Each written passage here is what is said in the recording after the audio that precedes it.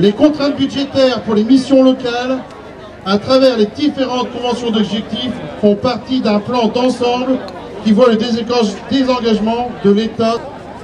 De même, nous avons considéré que seule une grève franche pouvait peser réellement. Pourquoi êtes-vous présent à cette manifestation ?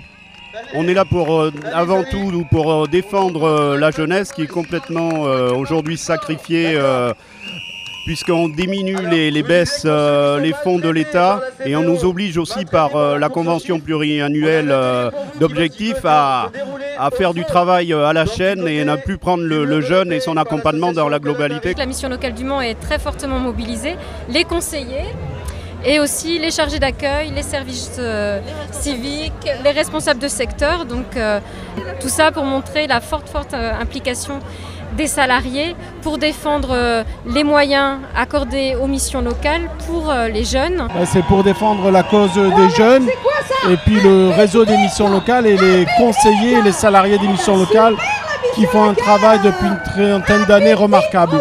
Attention, on se tourne, tournez-vous, tournez-vous, et on lève le bras, levez, les missions locales, levez, pour dénoncer les chiffres de la CPO, la pression de plus en plus importante par rapport aux conditions de travail et pour dire aussi qu'on a envie de garder nos 3 collègues qui vont malheureusement nous quitter d'ici 1 mois puisqu'il n'y a plus de sous dans le cadre du plan de relance.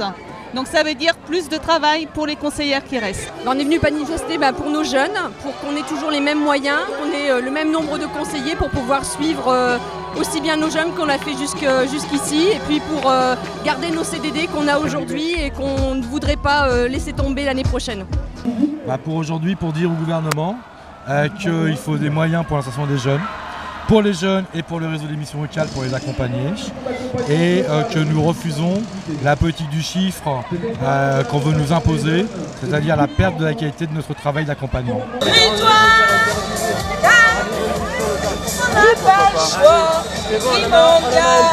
aujourd'hui comme ça.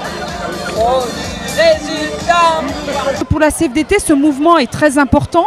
C'est le premier mouvement des missions locales que le CINAMI CFDT organise.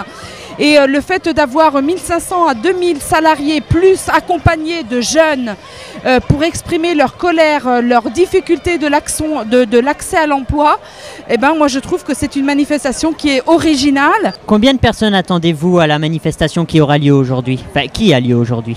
Alors, il me semble que l'objectif était autour de 2000 personnes, que ce soit des responsables de missions locales, que ce soit des animateurs de missions locales, des conseillers, voire des jeunes, et c'est très bien qu'il y ait des jeunes aussi avec. Donc là, on en attendait 2000, je pense qu'on va y arriver. Et ce qui est très intéressant aussi, c'est que ceux qui n'ont pas pu venir, ils vont faire aussi des choses dans les régions. Le but de la manifestation, c'est une mobilisation du réseau des missions locales pour indiquer qu'on a eu des pertes d'emplois, puisqu'il y avait eu 1000 conseillers arrivés dans le cadre du plan d'urgence et qui sont repartis, et puis aussi que la convention qui régit le financement et le fonctionnement avec l'État qui est sortie est jugée insatisfaisante et pas acceptée aussi bien par les présidents que par les directeurs que par les organisations syndicales.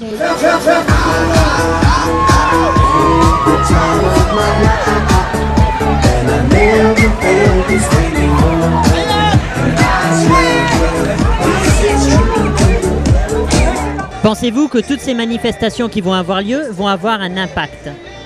Je l'espère et tout le monde l'espère, de façon à ce que le gouvernement puisse prendre ses responsabilités et éviter la perte des collègues dans toute la France, puisque ça représente 1000 postes, donc c'est énorme, 1000 collègues en moins qui vont nous quitter sur tout le territoire français. Si aujourd'hui notre parole n'est pas entendue, c'est vraiment que le gouvernement est soit sourd ou autiste. Peut-être qu'il faudra attendre qu'il y ait des voitures qui brûlent dans les quartiers pour que les gens réagissent.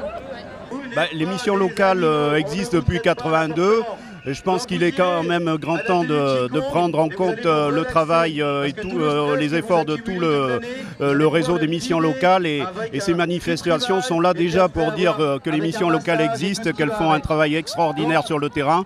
J'espère que cette journée va marquer au niveau national tous ces mouvements. Do you wanna be my baby? elles ont déjà un impact. Parce que le gouvernement, notamment sur la CPO, commence à reculer. Là où il était ferme, même s'il ne la retire pas, en tout cas, il va faire évoluer son point de vue.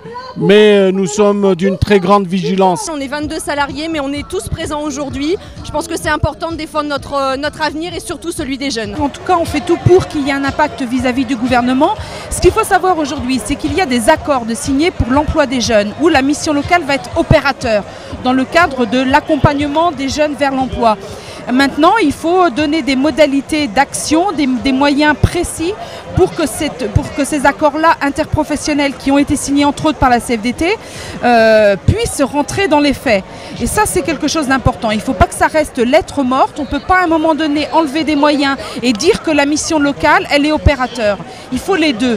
Et après, quand on sera dans la phase active de ces accords-là, il faudra les évaluer.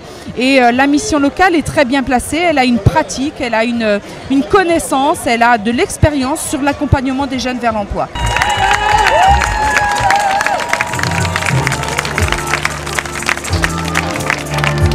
Pourquoi êtes-vous présent à cette manifestation?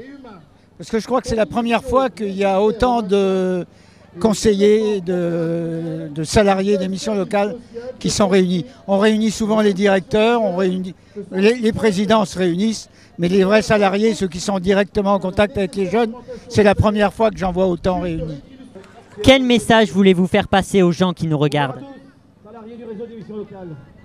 La première, c'est d'encourager, de soutenir au maximum les conseillers. Je pense qu'il faut les aider à vivre la situation difficile dans laquelle ils sont. Je crois qu'il faut les inciter à tout faire pour mobiliser leurs élus. Je parle des élus locaux surtout. Je pense qu'un président de mission locale, s'il est conscient de ce que ça veut dire, il devrait se battre actuellement, politiquement, au niveau local, au niveau de la région, au niveau du département, au niveau de l'État, du gouvernement, pour faire changer cette politique actuellement de la quantité qui casse complètement le dispositif. Ça dépend de leur âge. Si c'est les gens de l'État, ils doivent savoir qu'il faut continuer à aider les jeunes parce qu'on est l'avenir de la France quand même, donc faut pas jouer avec ça. Et si c'est un jeune, faut pas lâcher. Faut pas lâcher, faut continuer à se battre et on va s'en sortir dans tous les cas. Et quel message vous pouvez passer aujourd'hui? Garder nos financements parce que je pense que l'avenir de la France, c'est les jeunes qui le construisent. Et si les jeunes ne peuvent pas se construire, il n'y a pas d'avenir.